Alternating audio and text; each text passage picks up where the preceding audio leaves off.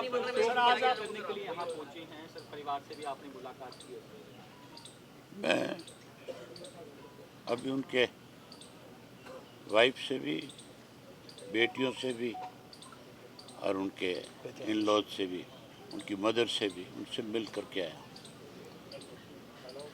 बड़ी हैरानी की बात है, एक हफ्ता हो गया और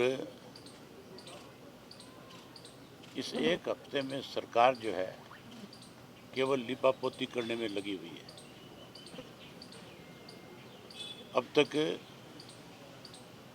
कितनी दफ़ा करके उन्होंने आश्वासन दिया कि हम कार्रवाई करेंगे।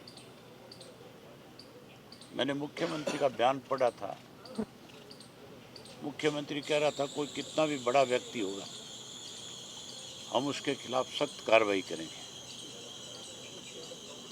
पिछले 10 साल से लगातार वो अपनी कठिनाइयाँ बता रहे थे सरकार को, कौन कौन उनको परेशान कर रहा था, किस तरीके से कर रहा था, वो सारी बातें सरकार के सामने रखी। अगर सरकार की नीयत ठीक होती तो फिर उस वक़्त की जो कंप्लेंट्स थी उनके ऊपर भी सरकार को संज्ञान लेना चाहिए था। अगर उस वक़्त में कार्रवाई कर ली होती तो मेरे ख्याल से आज ये नौबत नहीं आनी थी। जिसके घर से व्यक्ति जाता है उसको पता है कि उसको कितना बड़ा उस चीज़ से धक्का लगता है, कितना बड़ा दर्द उसमें होता है। मैं तो आपके माध्यम से मुख्यमंत्री से कहना चाहता हूँ कि आपको थोड़ी सी भी अगर कोई लिहाज है किसी बात की तो तुरंत आगे बढ़ना चाहिए इस मामले में।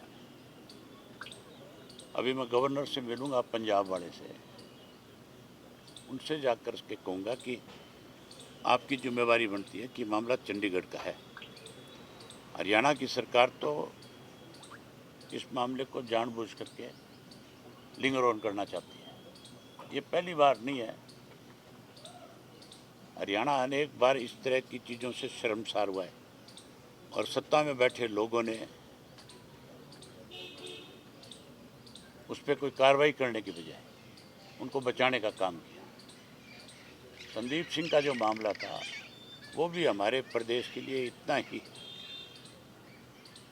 शर्म का विषय था और आज तो पूरा देश जो है, पूरी एक सरकार में जो काम करने वाले कर्मचारी आईएएस आईपीएस जो है वो सब आज इस बात को लेकर के कहीं चिंतित है कि कल को सरकार तो किसी को भी अपनी मनमर्जी से, अपने तरीके से सुसाइड करने पे भी मजबूर कर सकती है। ये बड़ी शर्मनाक बात है हमारे लिए। मैंने तो जिस दिन ये पहले दिन ये वाक़या हुआ था उसी दिन इनके जो भाई एमएलए हैं उनसे बात करी थी, क्योंकि वो हमारे नेबर साथ लगती हुई डिस्ट्रिक्ट से एमएलए है, और उनको कहा था भी हम आपके साथ हैं पूर्ण रूप से। आज भी मैं उनको यही बात कह कर के आया हूँ कि जब तक आपके साथ न्याय नहीं होगा हम आपके साथ खड़े हैं, और हम आपके साथ केवल खड़े नहीं हैं, हम सरकार को इसके लिए मजबूर भी करेंगे।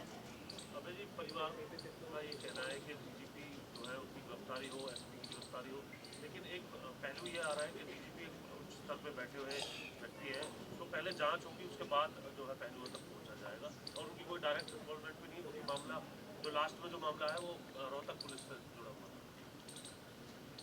अगर यही बात एक आम साधारण आदमी की होती तो अब तक पूरे परिवार को उठा करके जेल में बंद कर देते हैं।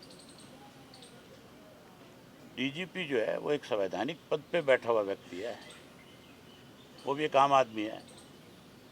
अगर उसके खिलाफ एफआईआर लॉन्च होती है तो फिर उसको गिरफ्तार भी किया जा सकता है। सुसाइड नोट में साफ लिखा हुआ है कि मैं किसकी वजह से सुसाइड कर रहा हूँ। ठीक है सर, थैंक यू।